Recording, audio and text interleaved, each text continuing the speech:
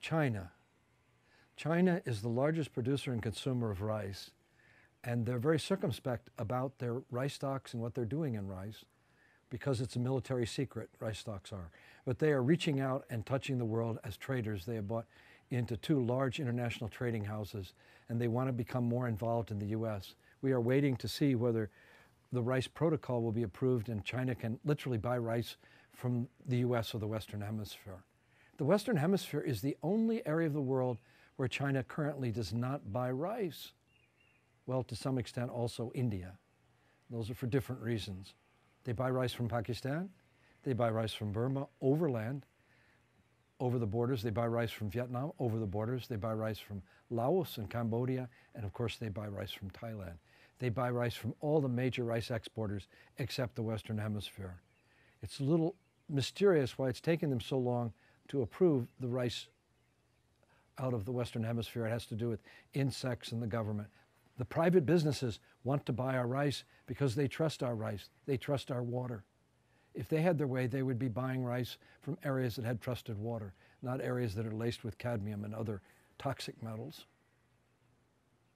The 2 most important commodities in China are powdered milk and white rice. And the families are very concerned about the purity of that.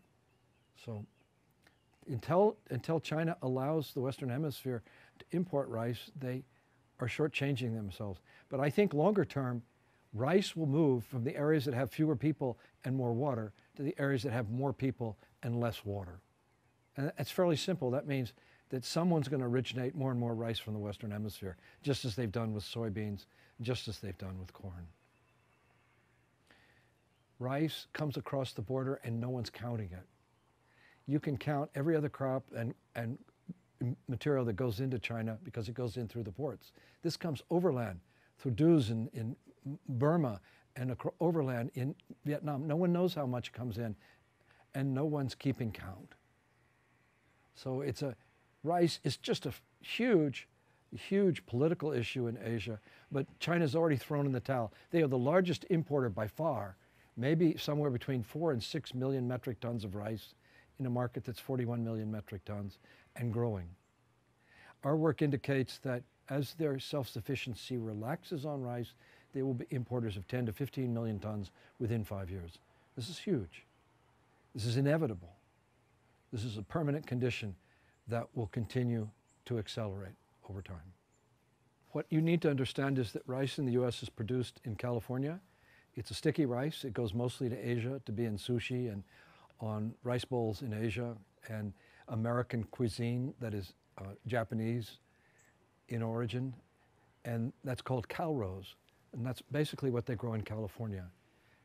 California faces east towards Asia. 90% of their exports are east towards Asia. And in the south, it's a long grain, which is a separate fluffy type rice that is sold and eaten in Latin America, Africa, and the Middle East. So one faces east, which is California, and the other faces south, and one faces west towards Asia, and the other faces south and east towards Europe and Africa and the Middle East. 2 separate markets. 85–90% of all the rice trade in the world is long grain, but the medium grain market is growing quickly. The cuisine, the Japanese cuisine is growing in Latin America as well. In our office in Chico, California, we watch like a hawk the production of rice in Australia, Turkey, Russia, California, and other places that grow that type of rice, Egypt, and we produce a small report on that market. In the South, we watch the long grain markets, which are the major markets. The market in Chicago for futures rice is actually long grain rice, not medium grain California type rice. And the 2 markets march to a very different drummer.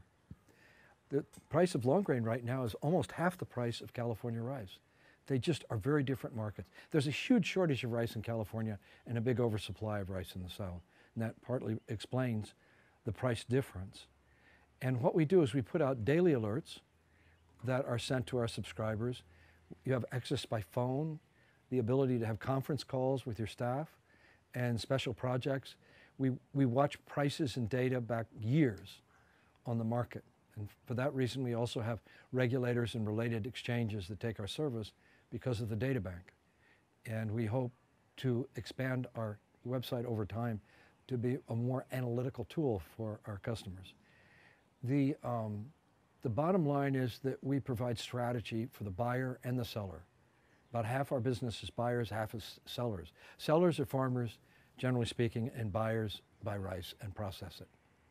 So we have two different customer bases, but they relate to one another and they need one another. So we are not biased towards the farmer or towards the buyer of rice.